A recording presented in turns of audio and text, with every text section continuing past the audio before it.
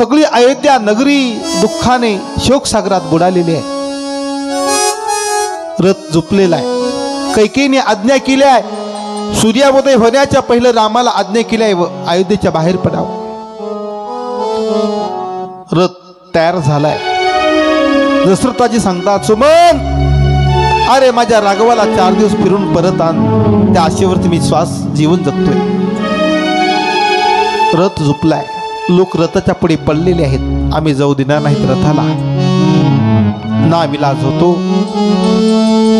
रथ वनवासाचा प्रवास सुरू झालाय। तपसी का वेश धर के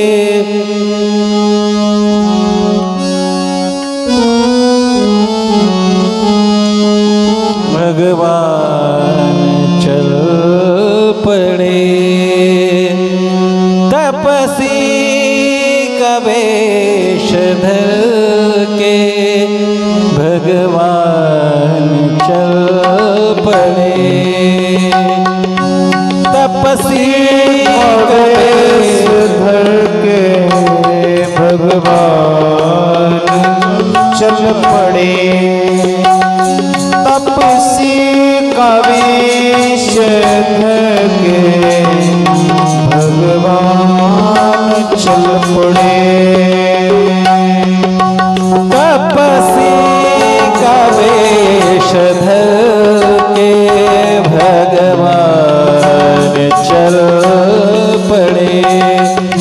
तपसी का वेश धर के भगवान चल पड़े। तपसी का वेश धर के भगवान चल पड़े। तपसी का वेश धर के भगवान चल पड़े। देखा पिता ने रूप तो आंसू निकल पड़े।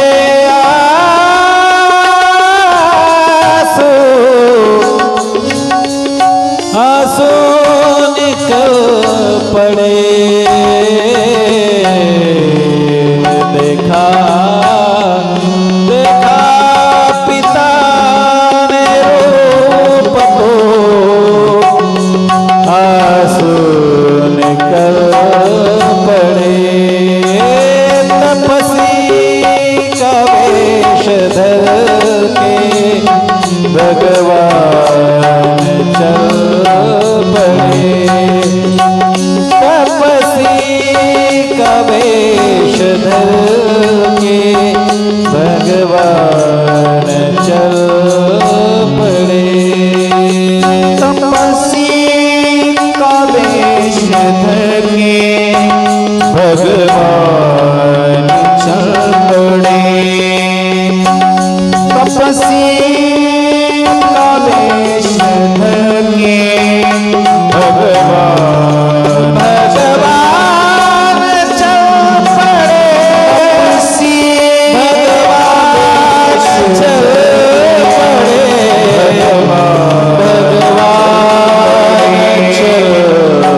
भगवान चल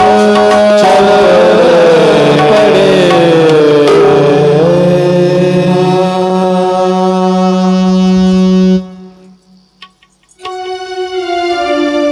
तापस वेश परिधान करून रामप्रभू आता वनवासाच्या दिशेने निघालीत।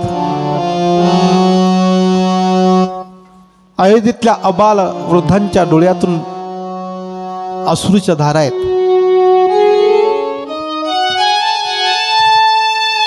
एखाद्या मातेच्या डोळ्यासमोरून काळाने पुत्राला घेऊन जावं, जे दुःख माईच्या हृदयाला हवं, त्यापेक्षा अधिक दुःख अयोध्येच्या अबाल वृद्धांना झालंय। लोक रथाच्या समोर पडतात आडवं, आम्ही जाऊ देणार नाहीत। आणि रामप्रभू वनवासाला जात असले तर आम्ही अयोध्येत राहणार नाहीत. ना विलाज होतो. सगळी अबाल वृद्ध मंडळी आता रामप्रभू सोबत जाण्यासाठी निघतात. रामप्रभू लोकाला थांबवण्याचा प्रयत्न करतात. लोक थांबले जात नाहीत.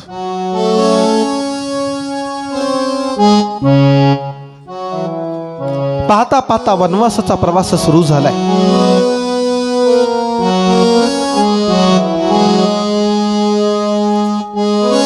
वनगमनाला सुरुवात झाली आहे. सीता मातेला चालायची सवय नाही. सुमंताने जपलेल्या रथामध्ये बसवले जाते आणि पाहता पाहता वनवासाचा पहिला मुक्काम तमसा नदीच्या किनाऱ्यावरती पडला जातो.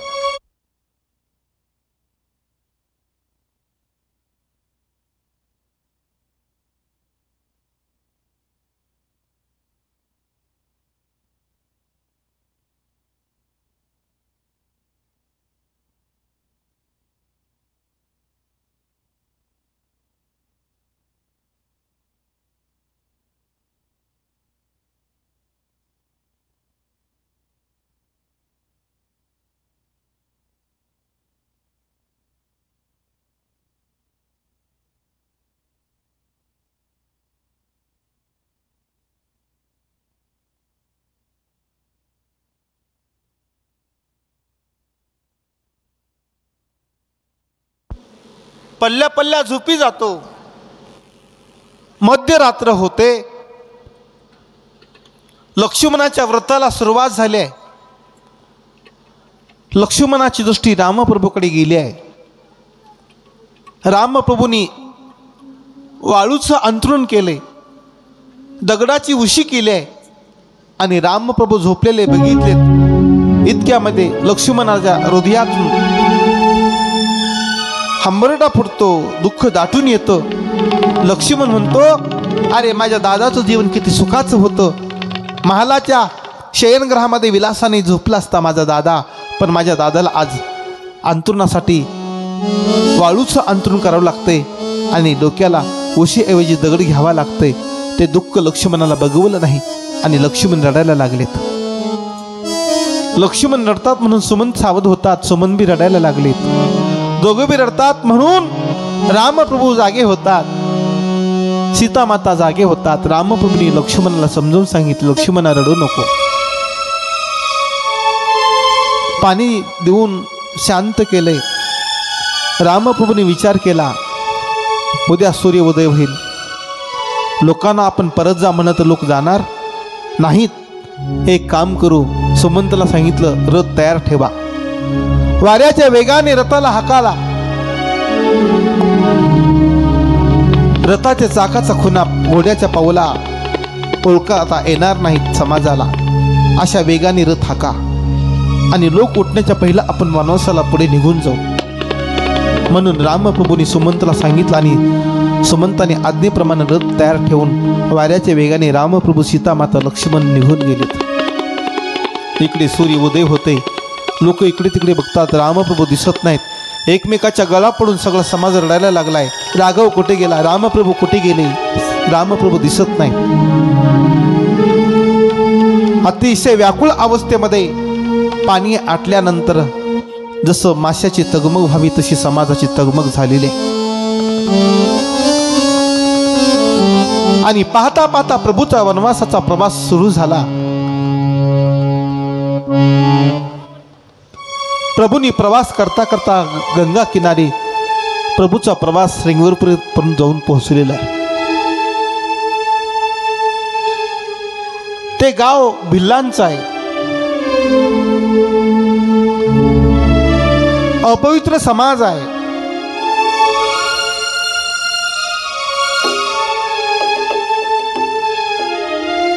गुहकाला कळलं गेलं रामप्रभूचं आगमन झालंय म्हणून.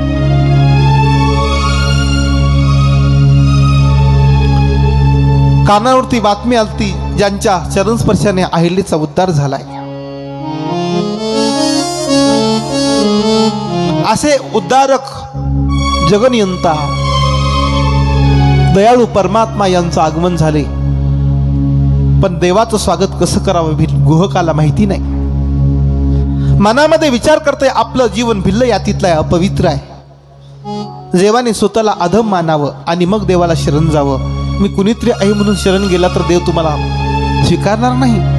देवाने स्वतःला अधम मानावं आणि मग देवाला शरण जावं. गुहकाने सांगितलंय मी स्वतः अपवित्र आहे, देव माझा स्वीकार करतील का? कोणत्या पद्धतीने मी देवाचं स्वागत करू? अशा मनामध्ये देव माझा स्वीकार करतील का म्हणून गुहक जेव्हा भगवंताकडे जाते,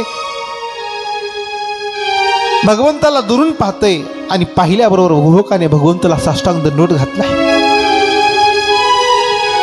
देवाने बघितलं गुहकाच्या हृदयातला भाव, दंडवत घातलाय, समर्पित झालाय. देव 4 पावलं पुढे येतात. रामप्रभू दंडवत घालण्यासाठी पडलेल्या गुहकाला आपल्या दोन्ही भुजाने उचलतात आणि गुहकाला हृदय भेट देतात.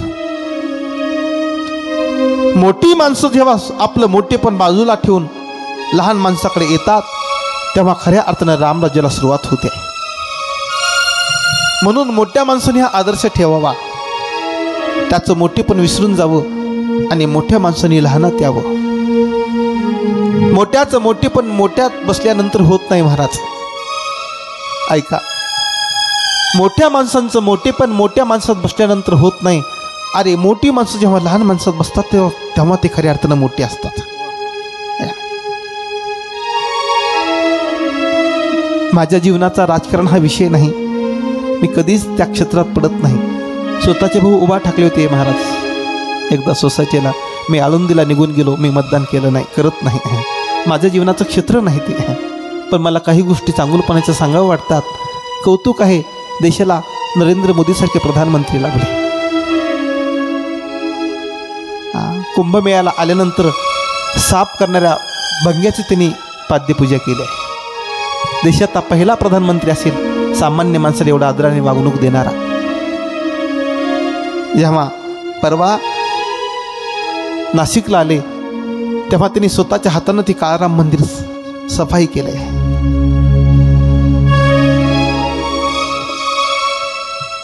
टाळ हातात घ्यावा आणि वारकऱ्यांसोबत भजन करावं. मला वाटतं देशाचा पहिला प्रधानमंत्री असेल.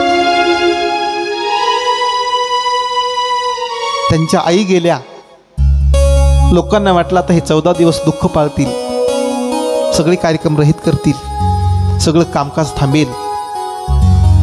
पण आईचा अग्निसंस्कार केला आणि 1 तासामध्ये देशाच्या सेवेसाठी गेले. पत्रकाराने विचारलं, साहेब लोकांना असं वाटत होतं तुम्ही आता 14 वर्ष बाहेर पडणार नाहीत, देशाच्या सेवेसाठी येणार नाहीत, पण तुम्ही लगेच आईचा अग्निसंस्कार केला आणि देशी सेवेसाठी लगेच लागलात. त्यावेळेला त्याने दिलेलं उत्तर ऐका. मोदी साहेब म्हणतात, अरे माँ गेल्यानंतर माँचा अग्निसंस्कार करणं हा माझा धर्म आहे पुत्र म्हणून. माँ जाने के बाद, माँ गुजर जाने के बाद माँ का अग्निसंस्कार करना मेरा धर्म है, लेकिन वो अग्निसंस्कार होने के बाद देश की सेवा करना मेरा धर्म नहीं, मेरा परम धर्म है. काय मोठी माणसं आहेत माणसं. मोठी माणसं जेव्हा लहानाला आपलंसं करतात तेव्हा ती खऱ्या अर्थानं मोठी असतात. रामप्रभूंनी गुहकाला आपल्या हृदयाशी आलिंगन दिलं. गुहकाच्या डोळ्यातून पाणी येतंय. जीवाने, अरे जीवाला देवाने आपलं म्हणलं, देवाने जीवाला आपलं म्हणलं की आणखीन जीवनात काय मिळवायचं राहिलं.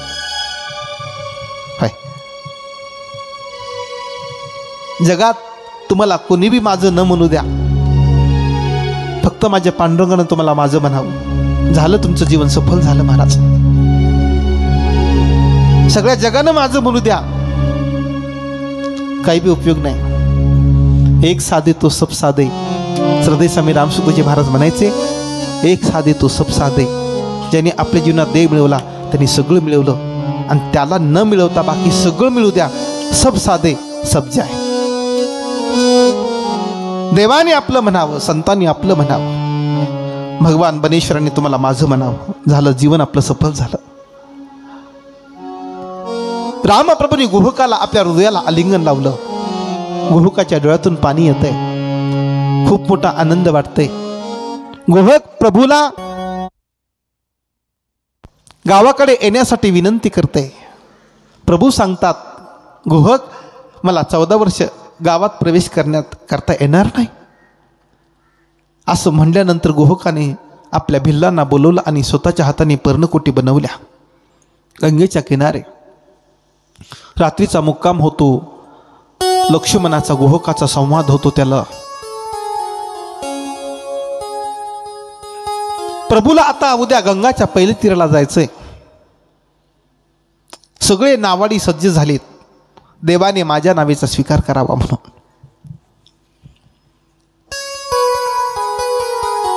कोणी विचार केलाय आपली नाव खूप जुनी झाली आहे, आपण नाव नवी खरेदी करू. म्हणजे नव्या नावेला बस बघितलं की प्रभू नव्या नावेचा स्वीकार करतील. आहे का नाही? एखाद्या गाडीत आपण बसायचं म्हणजे की चांगली गाडी बघतो ना आपण, का नाही? चांगली गाडी बघावी वाटते आपल्याला प्रवास करायला. तसं त्या लोकांनी विचार केला आपण नाव नवी खरेदी करू म्हणून पैसे असणाऱ्या लोकांनी नाव नवी खरेदी केली. ज्याच्याकडे कमी पैसे त्यांनी विचार केला आपण नाव नवी खरेदी करू शकत नाही, मग आपण आहे त्या नावेला रंगरंगोटी करू. म्हणून बाह्य रंग रंगवलाय, रंगरंगोटी केली आहे. पूज्य महाराज म्हणायचे अरे परमार्थामध्ये बाह्य रंगोटी चालत नाही, परमार्थात अंतरंगोटी चालते म्हणायची. अंतरीची घेतो गोडी पाहे जोडी भावाची, देव सोयरा देव सोयरा देव सोयरा दिनाचा. व्यवहाराच्या जगात बाह्य सौंदर्याला किंमत आहे, पण परमार्थाच्या जगात अंतरंग सौंदर्याला किंमत आहे. अनेकांनी अनेक उपाय केलेत. उद्या भगवान गंगेच्या पहिल्या तीराला जाणार, आपल्या नावेचा स्वीकार करतील म्हणून अनेक जण तयार आहेत. पण त्यापैकी एक नावाडी आहे ज्याकडे नाव नवीन खरेदी करायला पैसे नाहीत, नावेला रंग द्यायला सुद्धा पैसे नाहीत, आणि मग त्याला दुःख होते आणि रडायला लागतंय. धर्मपत्नीने बघितले, का रडता प्राणनाथ? केवट म्हणते आपल्या धर्मपत्नीला अरे उद्या रामप्रभू गंगेच्या पहिल्या तीराला जातात, पण त्यांना घेऊन जाण्यासाठी अनेक नाविकामध्ये स्पर्धा लागली आहे. अनेकांनी नावा नवी खरेदी केल्यात, काही जणांनी रंगरंगोटी केली, पण माझ्याकडे रंगोटी करायला नाव नवीन खरेदी करायला पैसे नाहीत. गुहकाची पत्नी केवटाची पत्नी म्हणते प्राणनाथ देव बाह्य रंगाला पाहत नाही, देव अंतरंगाला पाहतो, तुम्ही चिंता करू नका.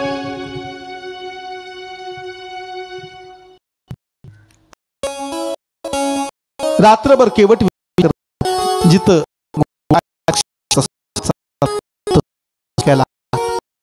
केवट तिथं जाते. इकडे नावाडी रंगरंगोटी करण्यात मग्न आहेत, पण केवट मात्र गुहकाचा आणि लक्ष्मणाचा संवाद ऐकण्यासाठी जाते. असंच होतंय ना भाऊ, जीवनामध्ये माणसं रंगरंगोटी करण्यातच आपला वेळ खाची घालून टाकतात, पण खरी साधक संतांच्या आश्रयाला जाऊन चिंतनाचा बोध प्राप्त करून घेतात. केवटाने विचार केला, जिथं गुहक आणि लक्ष्मणाचा संवाद चाललाय तिथं गेलाय केवट. गुहकाला प्रणाम करते. भिल्लांचा राजा गुहक आहे. गुहकाने विचारले केवटाला अरे कशासाठी आलास, काय हवं आहे तुला? आपल्या आज नगरामध्ये रामप्रभू विराजमान झाले, तुला काय हवं असेल ते माग. केवट सांगते गुहक मालक राजे, काही दिवसापूर्वी तुम्ही शिकारीला गेला होता, तहानेने व्याकुळ झाला होता, पाणी मिळत नव्हतं. मी सरपण आणण्यासाठी गेलो होतो. तुम्हाला व्याकुळ होऊन बघितल्यानंतर मी सरपण टाकून दिलं आणि एक गाडगाभर पाणी तुम्हाला प्यायण्यासाठी आणून दिलं. तुम्ही पाणी पिऊन तृप्त झालात आणि त्यावेळेला मला तुम्ही म्हणला होता तुला काय हवं असेल ते माग. मी भिल्लांचा राजा गुहक आहे आणि ती मागणीची वेळ आत्ता आली आहे म्हणून मी मागायला आलोय. काय हवाय तुला माग, तुला मागशील ती द्यायला तयार आहे. गुहकाला सांगितलं केवटाने राजे माझी एकच इच्छा आहे, उद्याच्याला रामप्रभू गंगेच्या पहिल्या तीराला जाणार आहेत आणि गंगेच्या किनारी बाकी कोणाचीच नाव न ठेवता माझी एकटीचे नाव ठेवावी ही मागणी करण्यासाठी मी तुमच्याकडे आलोय. गुहकाने केवटाच्या हृदयाचा भाव ओळखला आणि सांगितलं, सगळ्याला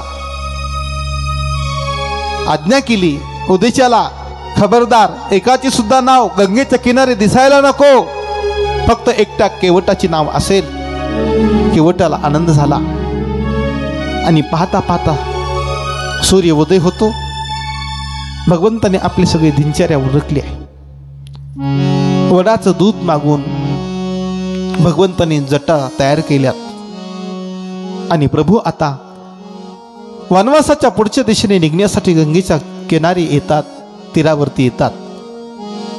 प्रभूने विचार केला, कदाचित मी आणि लक्ष्मण पोहून पहिल्या तीराला जाऊ शकू, पण सीतेला जमणार नाही. मग त्याच्यासाठी काय करावं लागेल. भगवंताने इकडे तिकडे बघितले तेव्हा गंगेच्या किनारी एक नाव त्यांना दिसली. प्रभूच्या लक्षात आलंय. गुहकाला विचारलं ते कोणाची नाव आहे. गुहकाने सांगितले ते केवटाची नाव आहे. आणि भगवंताने दुरूनच केवटाला आवाज दिलाय, केवट मागे ना बनो केवटुआना, मागे ना बन केवटुआना, मागे ना बन केवटुआना, मागे ना बन केवटुआना,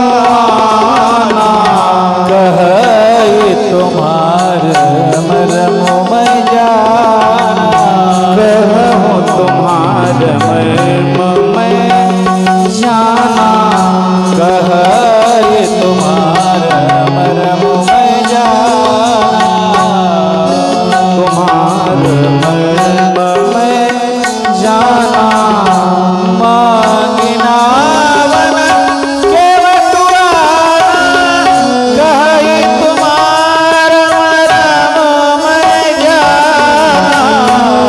जय सिया राम, जय सिया राम, जय सिया राम, जय सिया राम, जय सिया राम, सिया राम. गंगेच्या किनारी उभा टाकून भगवंताने केवटाला आवाज दिला, केवट. केवटाने ऐकून न ऐकल्यासारखं केलं. पुन्हा भगवंताने आवाज दिला, केवट.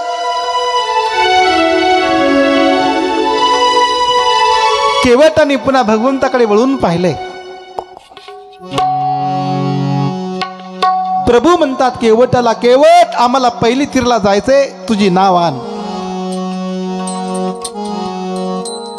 केवटाने भगवंताला नकार दिला.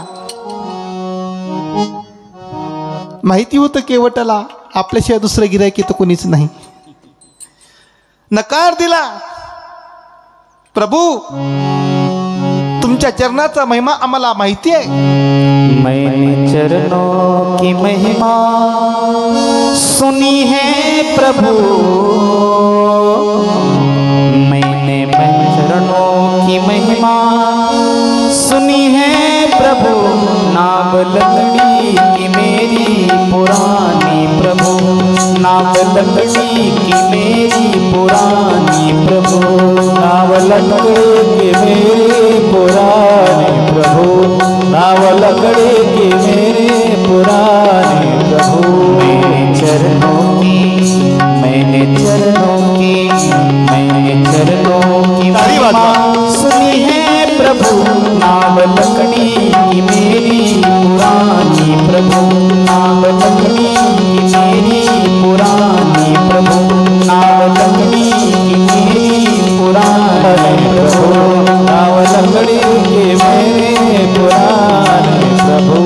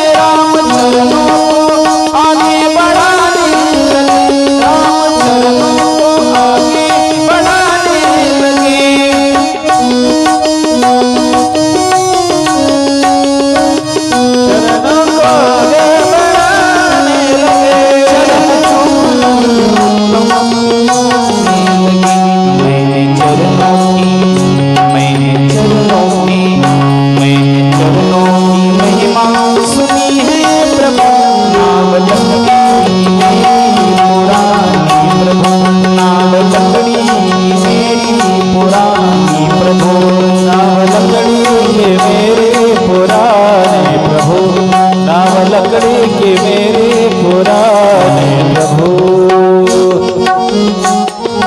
एक ताली, एक ताली। दुनिया में केवट बिठा लो हमें, के घनवट बैठा लो हमें, पार गंगा से हम भी उतर जाएंगे, पार गंगा से उतर जाएंगे। बोला केवट मुझे बात मंजूर है, बात मुझे मंजूर है, पहले हमसे करार कर जाएंगे।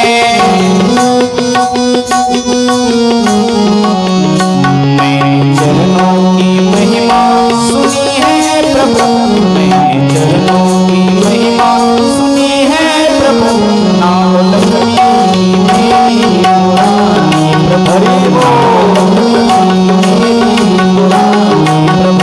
नाव लकड़ी के मेरे पुराने प्रभु, नाव लकड़ी के मेरे पुराने प्रभु।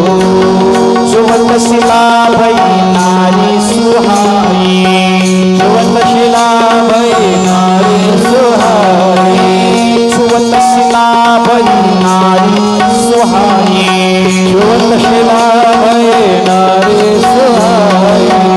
आहते नंदन कठिनाई, भारते कान कठिनाई, चरणों की महिमा सुनी है प्रभु, नाव लकड़ी की मेरी पुरानी प्रभु, नाव लकड़ी पुरानी प्रभु, नाव लकड़ी के मेरे पुराने प्रभु, नाव लकड़ी के मेरे पुराने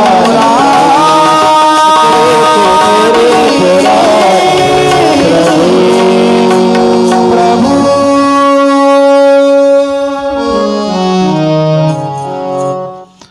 केवट म्हणते प्रभूला, प्रभू तुमच्या चरणाचा महिमा मला माहिती आहे। दगडाला तुमचा चरण स्पर्श झाला तर त्या दगडातून स्त्री प्रगट झाली प्रभू। माझी नाव तर त्या दगडापेक्षा सुद्धा कशी आहे, मृदू आहे, मऊ आहे।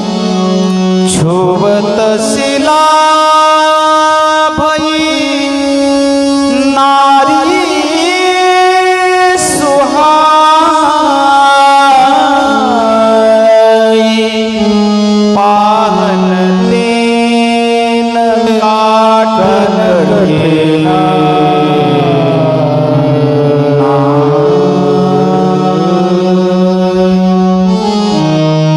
पाहिला गेलं तर दगडापेक्षा माझी नाव मृदू आहे, मऊ आहे।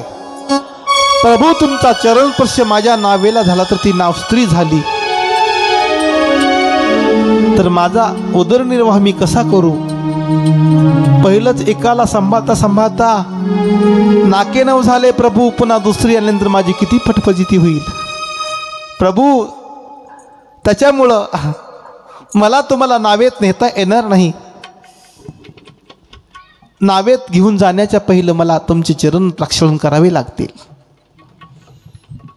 प्रभूने केवटाचा भाव जाणला आणि रामप्रभूने केवटाला होकार दिलाय चरण पूजेचा। भगवंताने होकार दिला, केवटाच्या हृदयाला आनंद मावत नाही। आनंदाच्या भरामध्ये महाराज केवट आपल्या धर्मपत्नीकडे जाते। घरधनी घरधनी मोठ्या आवाजामध्ये आपल्या धर्मपत्नीला आवाज दिलाय, अरे आज आपल्या सौभाग्याचा दिवस आहे, आज भाग्याचा उदय झालाय, चल लवकर चल लवकर। विश्वाचा नियंता, जगत उद्धारक, पतितांना पावन करणारा दयाघन श्रीराम प्रभू गंगेच्या किनारी उभारलेले आहेत। चल लवकर आपल्याला चरणपूजा करायला जायचंय। असं म्हणल्याबरोबर केवटाच्या धर्मपत्नीच्या डोळ्यातून अश्रूच्या धारा वाहतात। केवटाने विचारलं, अरे आनंदाचा क्षण आहे, तू रडते का? केवटाची धर्मपत्नी म्हणते, प्राणनाथ अरे देवाची चरण पूजा करण्यासाठी आपल्याकडे ना सोन्याचं पात्र आहे ना चांदीचं पात्र आहे. देवाची चरणपूजा कोणत्या पात्रात करावी म्हणून मी रडायला लागले. केवटाने सांगितलं धर्मपत्नीला, अरे देवाच्या चरणपूजेसाठी ना सोन्याची पात्राची गरज आहे ना चांदीच्या पात्राची गरज आहे. देवाची चरणपूजा करायला पात्रतेची गरज आहे.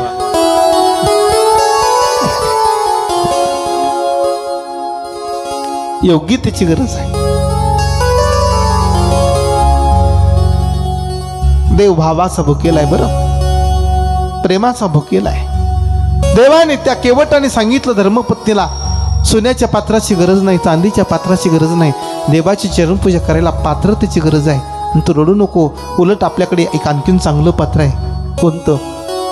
काठोटीचं. तुम्हाला माहिती आहे. अरे उलट तर ते धातूच्या पात्रापेक्षा हे लाकडाचं काठोटीचं पात्र चांगलं आहे. कारण धातूच्या पात्रात आपण चरणपूजा करताल, पण ते चरण तीर्थ धातूच्या पात्रामध्ये मुरलं जाणार नाही. उलट लाकडाचं पात्र घेतलं तर भगवंताची चरण तीर्थ त्या पात्रामध्ये मुरल. आणि त्या मुरलेल्या पात्रामध्ये तो भाकरी करशील का, तेव्हा ती भाकरी ती प्रसाद देवाचा होईल. आणि त्या प्रसादाने आपली बुद्धीसुद्धा सात्विक राहील. म्हणून आपण तेच पात्र घेऊ. धर्मपत्नीने जी काटवट आहे ती काटवट घेतली आणि भगवंताची चरणपूजा करण्यासाठी केवट आणि धर्मपत्नी मोठ्या प्रेमाने जातात.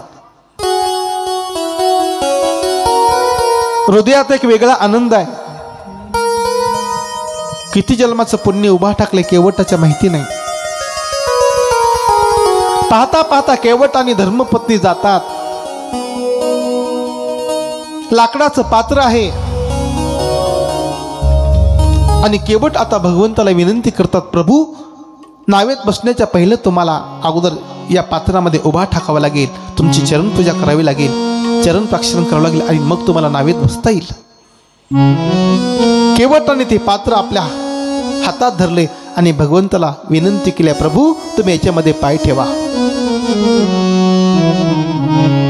भगवंताने एक पाय ठेवलाय. केवट म्हणते, प्रभू चालणार नाही, दोन्ही पाय लागतात.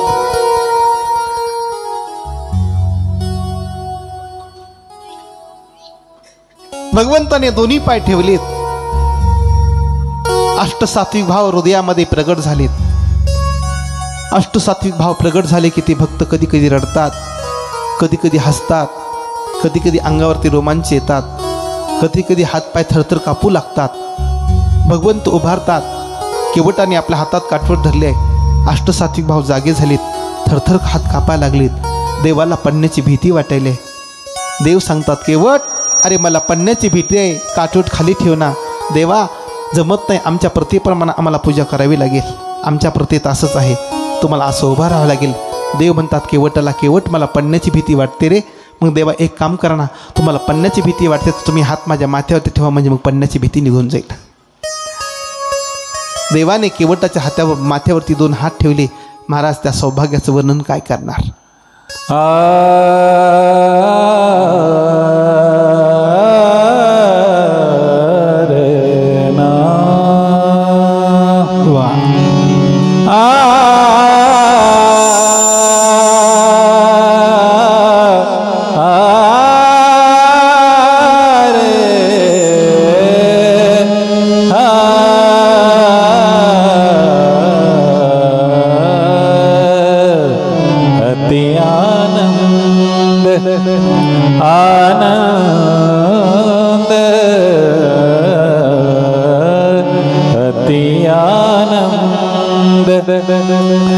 उमगी अनुरागा शरण सरोज पखारन लागा अति आनंद अति आनंद उमगी अनुरागा अति आनंद उमगी अनुरागा चरण सरोज पखारन लागा अति आनंद उमगी अनुरागा चरण सरोज पखारन लागा।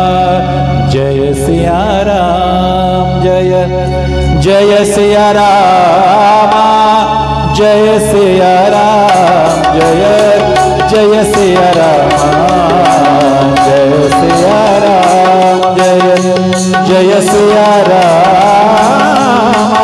जय सिया राम जय जय सिया राम जय सिया राम जय सिया राम जय सिया राम जय जय सिया राम जय सिया राम जय सिया राम जय सिया राम जय जय सिया राम। आनंद उमगी अनुरागा चरण सरोज पठारन लागा। अति आनंद उमगी अनुरागा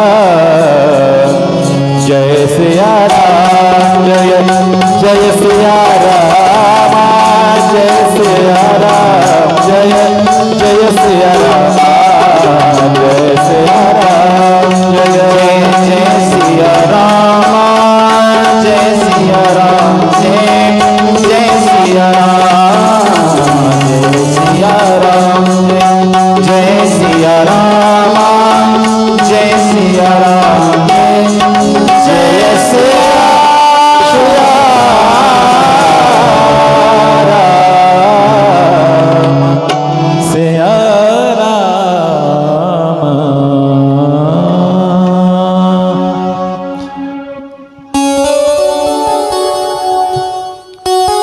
किती जन्माचे पुण्य केवटाच्या पाठीशी होते माहिती नाही, कारण जीवनामध्ये काही गोष्टी पुण्याशिवाय प्राप्त होत नाहीत. असं सांगतात केवट हा पूर्वजन्मातला कासव आहे. भगवान क्षीरसागरामध्ये जेव्हा शेषेच्या माथ्यावरती शयन करत होते तेव्हा कासवरूपी केवट आला. त्या कासवाला भगवंताच्या चरण स्पर्श करण्याची इच्छा होती, सूक्ष्म वासना होती. म्हणून त्या कासवाने भगवंताचं चरण स्पर्श करण्यासाठी भगवंताच्या चरणाकडे यावं. तेव्हा लक्ष्मण शेषरूपामध्ये होते. त्यांनी त्या कासवाला असं फणा मारावा आणि पाण्यात ढकलून द्यावा. पुन्हा त्या कासवाने भगवंताचे चरण स्पर्श करण्याची इच्छा अंतःकरणामध्ये ठेवून भगवंताच्या चरणाकडे यावं. तेव्हा पुन्हा शिष्यानी फणा मारावा. शेवटचा प्रसंग आहे. पुन्हा कासव भगवंताचा चरण स्पर्श करण्यासाठी येते भगवंताकडे.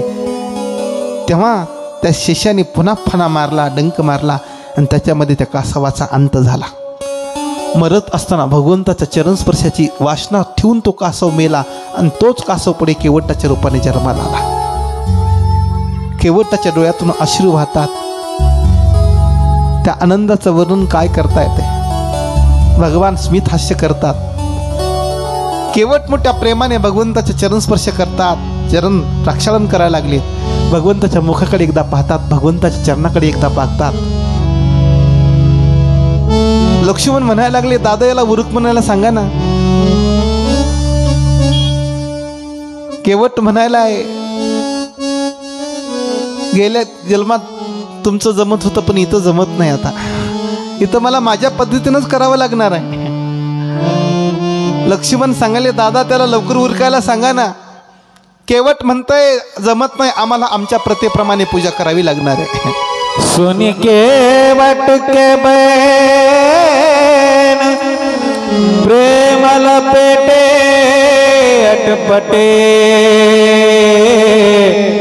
सुन केवट के बैन प्रेम लपेटे अटपटे. बिहसे करुणा ऐन चितई जानकी लखन तन.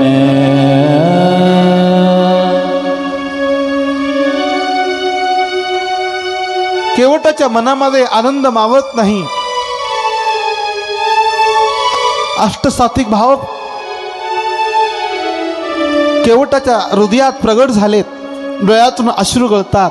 केवट स्वतःच्या भाग्याचं काय वर्णन करू शकते. डोळ्यातून अश्रुधारा वाहतात. भगवंताची चरणपूजा केवटाने त्या अश्रूने केलेली आहे. दोघाही धर्मपत्नीने आणि केवटाने पूजा केली. भगवंताने केवटाच्या हृदयाचा भाव जाणला. भगवंताची चरणपूजा केली आणि ते चरणतीर्थ सगळ्याला मिळावं म्हणून केवट आता आज्ञा करते. ज्याला ज्याला चरणतीर्थाची अपेक्षा असेल त्यांनी रांगेला उभा टाकावं. नगरातले अनेक लोक भगवंताचे चरणतीर्थ घेण्यासाठी रांगेला लागले. सीता माता म्हणतात लक्ष्मण भैयाला, लक्ष्मण भैया आपण पण रांगेला उभा टाकू. लक्ष्मण म्हणतात भाभी मी क्षत्रिय आहे, मी हात पसरत नाही, मी मागत नाही. सीता माता म्हणतात हे मला माहिती आहे ना तुम्ही क्षत्रिय आहेत, पण वरून मागणी सुरू झाली ना. मांगी केवट नाव. अरे मोठ्याने मागितलंय, आता आपण लहानाने मागायला हरकत नाही. कारण जसं मोठं करतात तसं लहान करत असतात. बघा एक प्रसंग आठवला म्हणून सांगतो तुम्हाला. लहान माणसं मोठ्याचं अनुकरण करत असतात म्हणून मोठ्या माणसावरती जबाबदारी आहे चाकुरी चालण्याची. वैकुंठवासी गुरुनाम गुरु आदरणीय बंकट स्वामी महाराज भगवंताचा काकडा गायचे ब्रह्ममुहूर्तावरती पहाटेच्या 3 वाजता 3 मजली सगळा तो मठ गच्च भरायचा भाविकाच्या उपस्थितीने 3 वाजता. आणि त्या गर्दीमध्ये बालगंधर्व स्वामींचा काकडा ऐकण्यासाठी येऊन बसायचा. सुंदर गाणारा. वाणीला एक विशेष शक्ती प्राप्त झालते भगवत नामाने. पिकली हे वाचा राम नामे म्हणून त्या वाणीतला रस काही वेगळा होता. अनेक लोक गच्च गर्दी करायचे. बालगंधर्व यायचा तो काकडा ऐकायला. आणि काकडा ऐकायला आल्यानंतर एका दिवशी त्या बालगंधर्वाने विनंती केली, स्वामी एक दिवस तुम्ही सुद्धा आमच्या नाटकाला उपस्थित राहावं अशी आमची विनंती आहे. त्यावेळेला स्वामींनी उत्तर दिलं बालगंधर्वाला, अरे तू आमच्या काकड्याला श्रवणासाठी उपस्थित झालास, पण मला तुझ्या नाटकाला उपस्थित राहता येणार नाही. का बरे उपस्थित राहता येणार नाही? मी जर तुझ्या आज नाटकाला उपस्थित राहिलो तर माझ्या मागून येणारी साधक उद्याच्याला तमाशाला जातील, म्हणून मला उपस्थित राहता येणार नाही. मोठ्या माणसावरती फार मोठी जबाबदारी आहे. मोठ्या माणसाने खूप पाऊल जपून टाकावं लागतंय. जसं मोठी माणसं वागतात तसं लहान माणसं वागत असतात. सीता माता लक्ष्मण भैयाला म्हणतात, अरे त्यांनी मागायला सुरुवात केलाय, आपण बी मागायला हरकत नाही. चरणतीर्थ मिळावं म्हणून सीता माताच्या हृदयाचा भाव आहे. दोघेही रांगेला थांबतात आणि भगवंताचे चरणतीर्थ घेऊन स्वतःचं जीवन धन्य मानतात. भगवंताने सगळ्याला दर्शन दिले. केवटने सगळ्याला चरणतीर्थ दिले. आणि केवट आता रामप्रभल आणि लक्ष्मणाला सीता मातेला गुहकाला बसून नावीमध्ये बसून आता नाव हाकतात. पहिले कमल धोई चढ़ाई नावन नाथ उतराई चहो मोहि राम रावरियान दशरथ सपथ सब साची कहो. पद कमल धोई चढ़ाई नावन नाथ उतराई चहो भजन रावरियान दशरथ सब साची कहो. बरु तीर मारहो लखनो पै जब लगिन पाय पखारी हो. तब लगिन तुलसी दास नाथ कृपाल पार उतारी हो. कृपाल पार उतारी हो. कृपाल पार उतारी हो.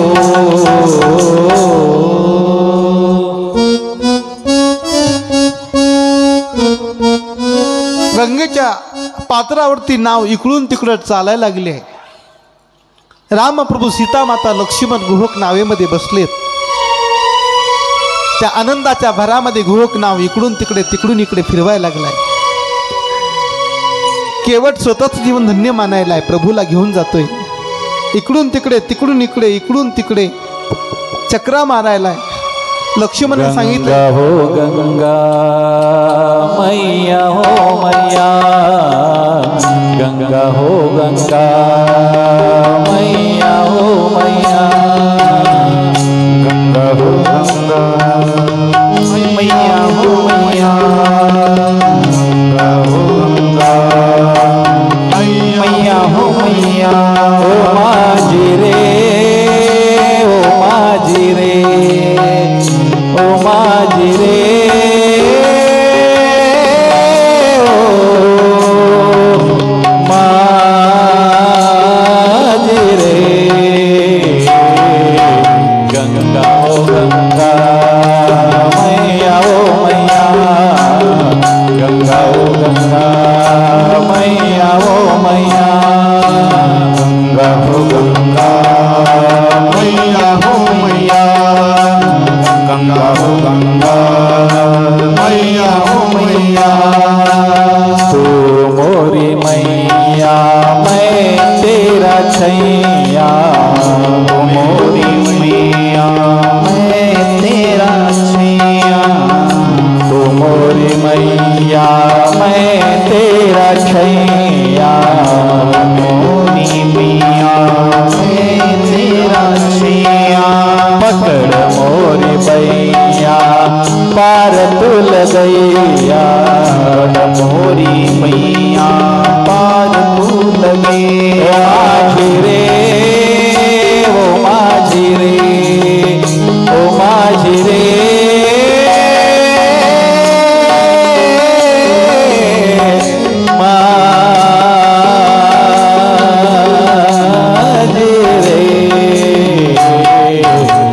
गंगा ओ गंगा मैया ओ मैया, गंगा ओ गंगा मैया ओ मैया, गंगा ओ गंगा मैया ओ मैया, गंगा ओ गंगा मैया ओ मैया. ओ माझी रे,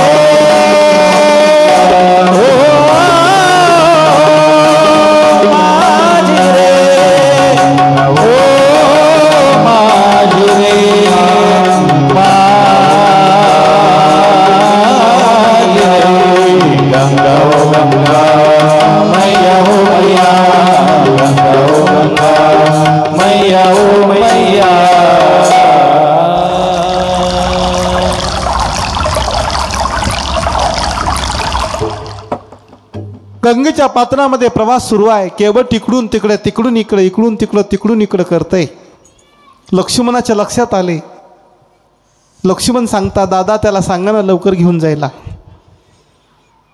केवट म्हणतंय 14 वर्षे वनवासात काढायचे, मग 4 दिवशी तागाव गेले तर बिघडलं कुठंतरी प्रवास काढायचाच आहे की तुम्हाला दिवस काढायचीच आहेत. केवट अरे दिवस काढायचं पण इकडून इकडे करतोस, मला इकडून तिकडे करण्याने चक्र येईल. आता केवटाने सांगितलं, देवा 2-4 चक्र आगाव मारल्या तर तुम्हाला चक्र येईल. आता आम्हाला 84 लाख योनीच्या चक्रा मारावं लागतात. आता आम्हाला किती त्रास होत असेल.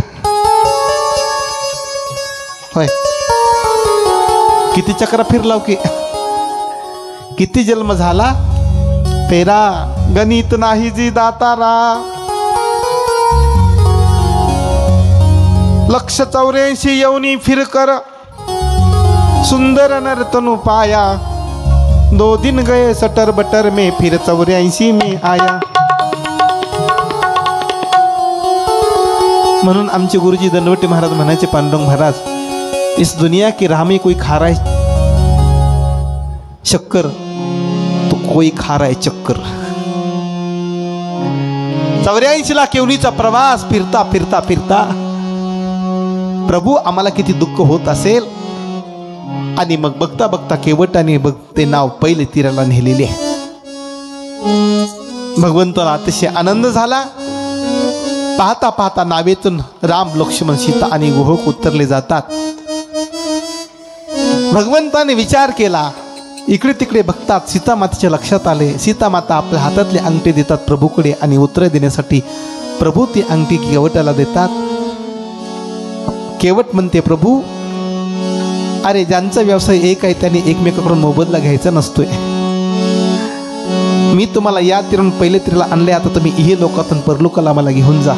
नाई सेन नाईलेत वा धोबी सेन धोबिलेत देखे मजदूरिया इस जाति को न बिगाड़ियो.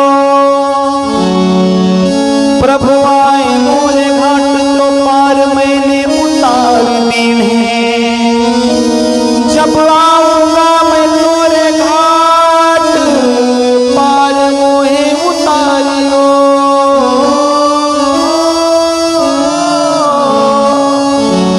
जब आऊंगा मैं तोरे घाट पार मोहे उतारियो. भज मन राम चरण सुखदाये. भज मन राम चरण सुखदाये.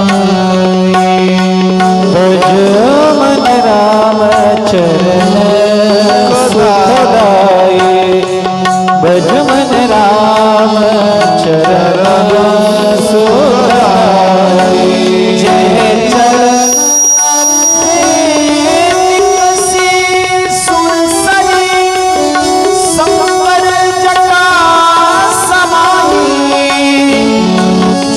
चरणन से निकसी सुरसरी संवर जटा समाई. सोई चरण केवट धोई दीने.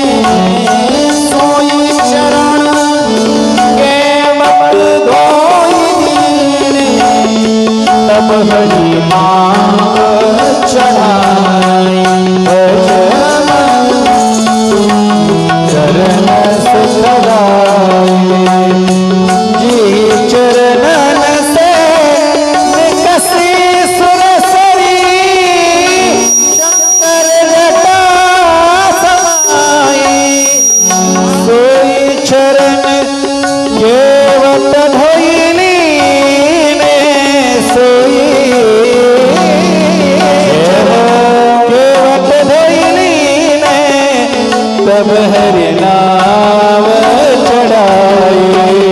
भज मन राम चरण सुखदाये.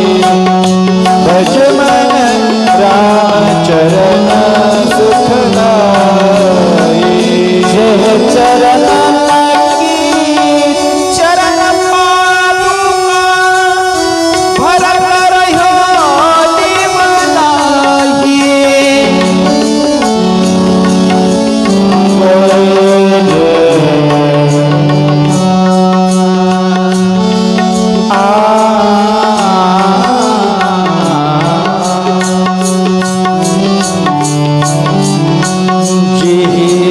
चरणन के चरण पादुका भरत लिया मनाए. भरत लिया मनाए. भरत लिया भरत लिया मनाए. भरत लिया मनाए. लिया मनाए. जी चरण की चरण पादुका भरत लिया मनाए. सोई चरण केवट धोई दीने.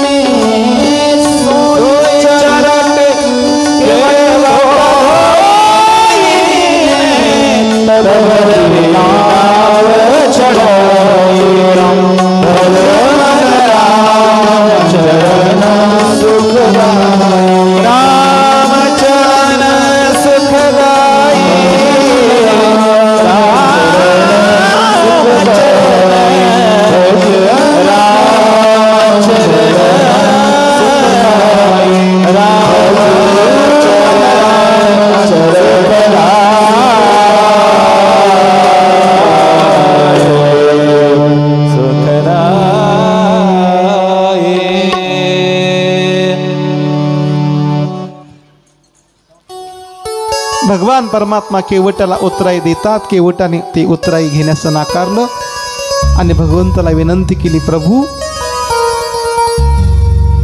मला द्यायचं तर तुमच्या चरणाचं प्रेम द्या, मला द्यायचं तर तुमच्या चरणाची सेवा द्या. भगवंताने केवटाला आशीर्वाद दिला.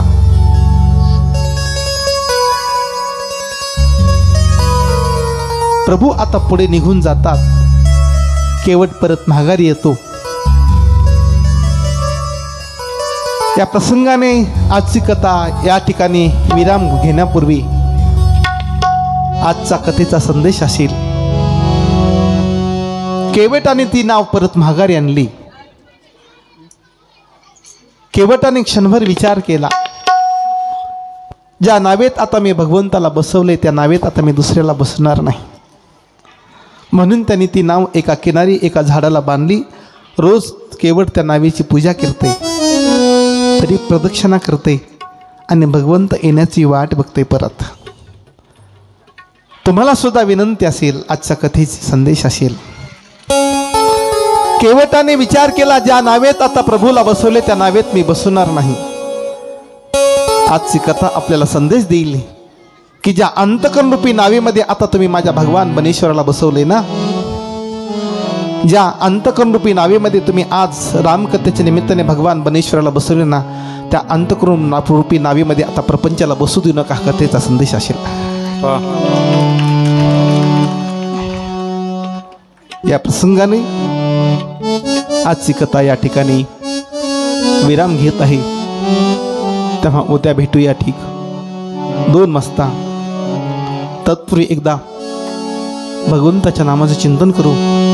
आरतीचे राम राम राम सीताराम राम राम राजा राम राम राम सीताराम. ताली वाजवा, आवाज एक आवाज. राम राम राम सीताराम राम राम राजा राम राम राम सीताराम राम हो राजा राम राम. ताली वाजवा, भजन करा. सीताराम राम राम राम राम सीताराम राम. या या या पाठीमाग म्हणा बरं का, सगळ्यांना विनंती आहे पाठीमाग म्हणा. चला आरतीचे यज. राजा राम राम राम सीताराम ताली वाजवा. राम राम. हा राजा राम. वा वा वा. हो राजा राम राम राम सीताराम राम राम. राजा राम.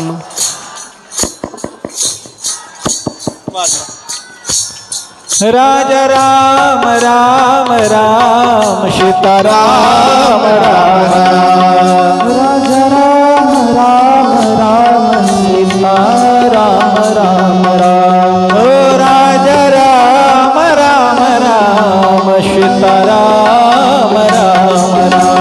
राजा राम राम सीताराम राम राम. ओ राजा राम राम राम सीताराम राम राम.